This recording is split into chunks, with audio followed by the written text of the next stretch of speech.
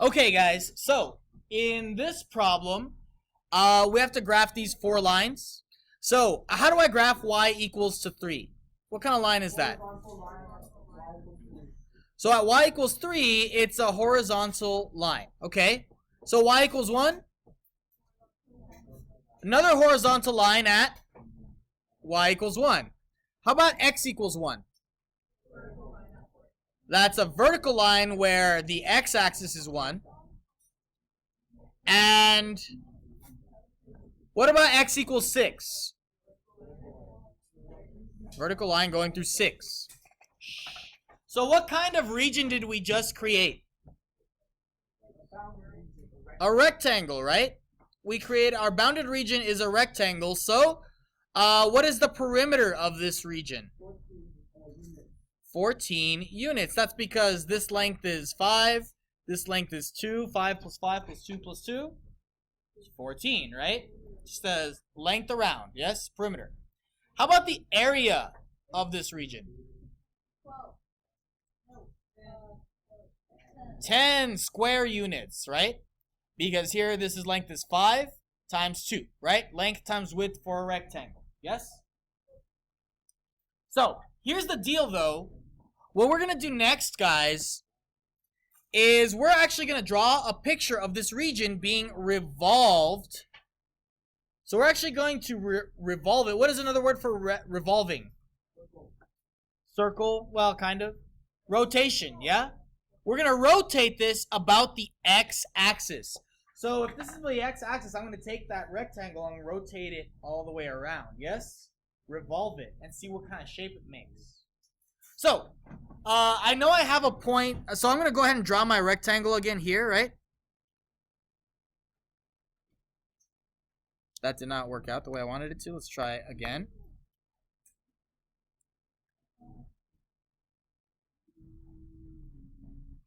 There we go. That's better. So, let's draw a rectangle again.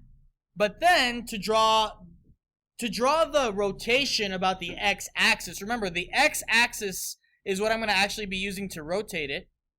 So imagine that it's being rotated and it went 180 degrees. Now it's going to be somewhere down here, right? Where exactly? How do I draw it? For example, instead of the point 1, 1, what's my new point going to be? No. 1 and negative 1. Instead of 6 and 1, I have what? 6 and negative 1. Instead of 1 and 3, I have what? No. 1 and negative 3. Instead of 6 and 3, 6 and negative 3. This is also called the what? It's the reflection, right? So yeah, to draw a revolution, you actually need to be able to draw a reflection. Whoops. Let's get rid of all that. People who are watching the video, sorry about that. So now I have these 2 rectangles, right? But it's supposed to be a revolution. It's supposed to have actually rotated, yes? So in order to make it look like it's rotated, we'll use this color. We have to show that it actually moved in space, right? So I can imagine that this point right here, it's like it rotated. It went in a circle until it got here, right? So it did something like this. And then if it rotated all the way around, it did something like this, correct? Same thing with this corner over here. Rotated and rotated again, right? But if you guys notice, didn't the inside points also do the same thing? So it should have been something like this and like this.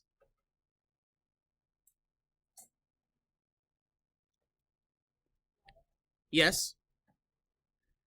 Didn't you see how I did it?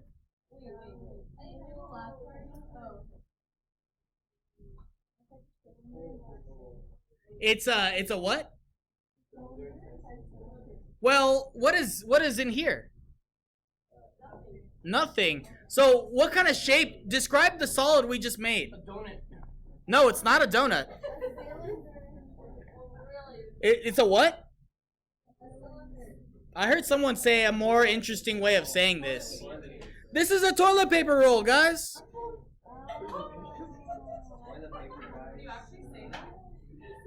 I just did, didn't I? And I just wrote it, didn't I? Yes, guys, this is a toilet paper roll that we just made. However, let's come up with a better name for it. I don't really like cylinder inside a cylinder. How about a hollow cylinder? Now, is it completely hollow? Is it just a shell? No, it's you can also think of this as being a ring. It's not really a ring that you would wear on your finger, but it's the same idea, same concept of a ring. A ring is just a cylinder with a cylinder missing in the middle, right? So this is a ring.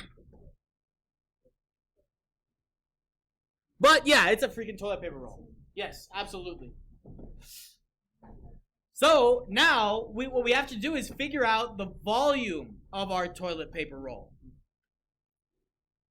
So how do we figure out the volume of this thing?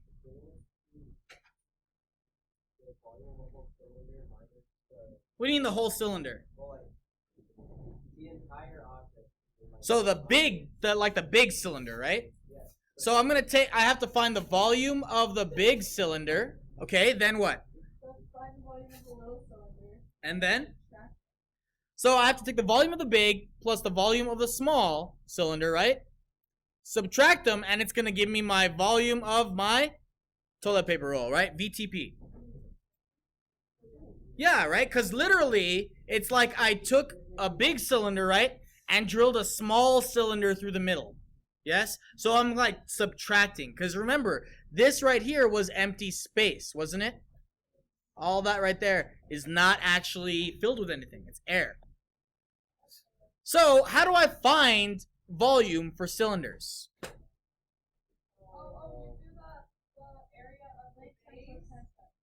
What's the area of the base? Pi r squared, right? Pi r. But in this case, aren't there going to be two radiuses? Two radii? So I need the big radius, right? Squared. So is it just pi r squared? Times the height, right? And for the small one, I need pi times small radius, right? Squared. Times the height. Big and r small.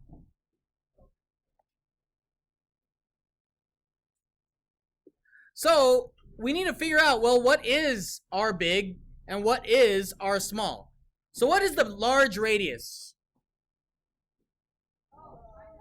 What is it? I know.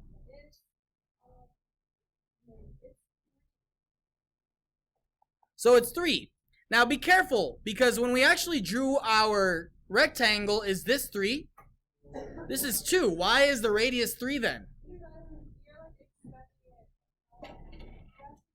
Where's the center of this cylinder? The x-axis is your center. So that's why you have to go from the outer edge to the center. So that's why we get one more. It's 3. So what about the small radius? What's that cute little radius in here? How big is that? R small equals 1. So now I can go here and I can say, well, the volume of the big is going to be pi times what squared? 3 times, well, what's the height of this cylinder? Is 5, right? Is that the same height as the smaller cylinder? Yes, it's actually the same height. So times 5 here. And what is this one going to give me? So what's the volume of the large cylinder? 45 pi what? Units cubed, right? Why is it cubed? So? What dimensions? What dimensions? Which dimensions are you talking about? I know there are 3. Length, width, and height, right? That's why we have cubic units, because we have to describe 3 dimensions. Yes. So, what about our small volume? What do you mean the height is 6? Well, the edge of my cylinder is right here, from 1 to 6. Why would you say it's 5? It just goes from 1 to 6. Now, are you talking about because of this? So be careful about perspective. Perspective is misleading. You're looking at this cylinder at an angle, aren't you, the way it was drawn? So it's actually at 5. So here, guys, small volume. How do we find it? Pi times 1 squared times, what's the height? So what do I get for the small volume? 5 pi cubic units. So what am I supposed to do with these? Subtract them. So 45 pi units cubed minus 5 pi units cubed gives me 40 pi cubic units, right? So that is my volume of my toilet paper roll.